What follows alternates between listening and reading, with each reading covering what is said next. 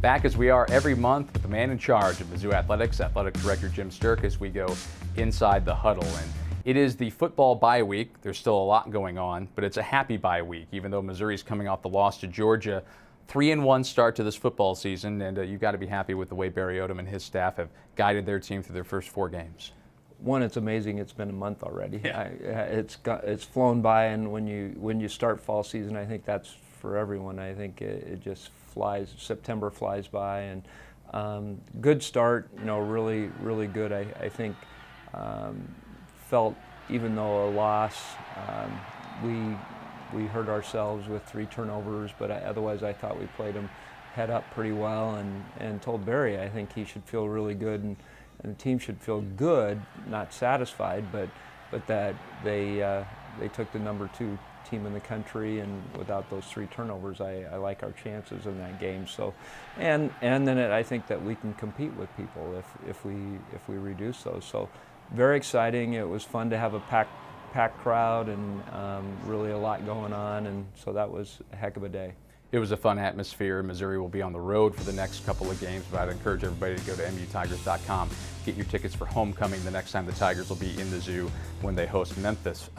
You mentioned how time flies, and I can't believe that basketball practice started this week. We're already to that point. The openers for both Mizzou men's and women's teams are in early November, but to hear the balls bouncing on the court out here, I got to talk to Konzo the other day, Robin's team out on the court as well. I mean, those are 2 programs that have bright outlooks for this season, aren't they?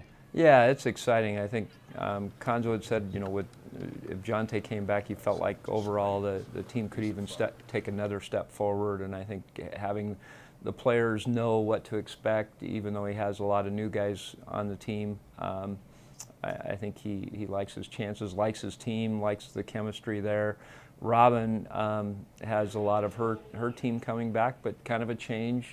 We may see a little bit different. I haven't watched enough to know, but I think a lot of talented individuals that'll make it exciting to watch. Yeah, that team is not just Sophie Cunningham and the background players. I mean, you've got Amber Smith, Haley Troop is going to be eligible this year after transferring. There's a ton of talent on that team that Robin's coaching, isn't there? Yeah, I think it is exciting, and what she's built that program from, and the excitement around it. I've joked, we had 11,000 at a game last year. We need 2 or 3 of those this year, and not joking, but I think that's realistic to really get the attention of a lot of people from of the region. Go to mutigers.com, buy your Mizzou women's basketball season tickets, and you will get a free Sophie Cunningham bobblehead to put right there next to your Drew Lock bobblehead that you got for football season. Back to football a little bit. The stadium, a transformative gift from the Walsworth family once again, came last week, I believe. It's now not the Columns Club, it's the Walsworth Family Columns Club on the east side of Faurot Field, and a tremendous gift that's really going to help with that South Side project and other things, right? Yeah, overall their support has been long-standing, and Don and Audrey and his family have been very supportive, and through their business, the Walsworth Printing, and a lot of actually probably all of our schedule cards, posters, those kinds of things come from there, and that's part of that gift moving forward, but also a gift to the South End Zone to really help continue the momentum of funding that facility, and I think naming of the Walsworth Family Columns Club really is perfect for them. They do a lot of work and create community centers in the areas where they have factories and a lot of workers, and so this is our community center, as you know, and our staff knows. We have a lot of staff meetings there. The community folks utilize it on a regular basis, and there's even weddings in there. So it's a neat space that'll I think they were really excited when they actually toured it a couple weeks ago. Audrey hadn't seen it, and really I don't know if Don had really been in it too much, but to see how big it is, how it'll look, I think they were really excited about that. Yeah, and this isn't just a plug. I mean, if you reach out to Mizzou Athletics Facilities Operations, they can help you if you want to use that facility, because it's awesome. I mean, it's on par with the Redbird Club in St. Louis, or the club at Kauffman Stadium. And there will be another club in the South End Zone here before too long. People are really starting to see this now that the steel is going up. And what's the latest update on the South End Zone project as we really start to see that take shape? Well, I didn't check how the smoke went this time when there was a gap there. I think, with the shooting of the after scoring a touchdown in the smoke, I think it was a weird influx. But really, to be able to see that, you can start to see that, the second floor, how high that'll be, and then there'll be a third up there, and then we'll have video boards and things beyond that. But it's you can start to visualize. It's taking shape. It's a lot bigger building than anyone would imagine. It's a lot deeper than people would imagine, because we have on the front side all the seating and everything, but then the back side of the house has all the necessities and the operations of from medical training, physical training, locker rooms, and all of that in the back. And so it's a big space, and so it's neat to see it rise up after being in the ground so long and getting the foundation and the utilities and all that in there, but it's neat to see it rise up. From a brand new facility to one of our classic facilities, people may have heard that there was a water main break at the Hearns Center, and there was actually a pretty significant flood there the morning of the Georgia football game. Big cleanup operation. Kudos to all the people in Mizzou's facilities operations that are working with that. But what's the latest there as the cleanup continues? Yeah, a big thank you to not only our staff that worked on it, but then the university facility staff that really pitched in and helped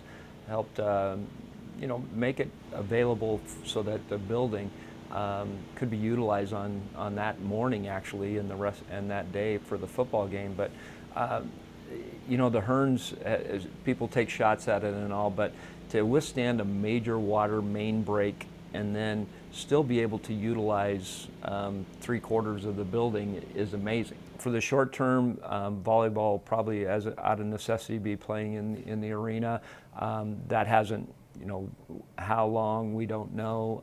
We're still figuring that out, but a lot of damage, but a lot of that building is still useful because it's so big. Yeah, it's a tough old building. It's not going to go down that easy, I tell you that. That's where my office is, and everything's still working. Lights are on, plumbing works. Unbelievable. They certainly made them well back in 1972. Let's wrap up. Earlier this week, you were in Washington, D.C. for the latest athletic director meetings. What came out of those sessions? This is a group. It used to be called the 1A Athletic Directors, so it's the football bowl subdivision, and really focusing on issues that we're all dealing with at the major level of intercollegiate athletics. And it's good to see colleagues. We now have Tom McMillan, former athlete, former, I think he was senator or congressman, that's leading that group, and we went over a lot of stuff, had a lot of guest speakers, everything from the latest in media trends and what's going on with that to update from the NCAA on the kind of the amateurism is under attack, basically the definition of it as far as with the NCAA, and so where that goes, just a lot of good dialogue, good speakers that we had, and it's good always to be around colleagues that are in the same business. And a lot of us were joking. It's so crazy in intercollegiate athletics. You see guys coming in and, okay, he's having a bad year, he's 1-4 or something, or 1-3, and you're feeling good this year because you're 3-0 or 3-1 and 4-0, and it's your self-worth goes up and down and all over, just like our coaches, and we live it every day, and just like our fans do, and I appreciate that support from everyone, but it's something you see, and so you're with your comrades in arms, if you will, for a few days, a day and a half, and talk about the issues that we're working through. I'm glad you got to commiserate a little. We're glad that you're back, though, and looking forward to football coming back next week, and appreciate your time for another edition of Inside the Huddle. Thanks, man. That's Missouri Athletic Director Jim Stirk, and I'm Ben Arnett. Be sure to join us again next month when we'll go Inside the Huddle with the Tiger AD.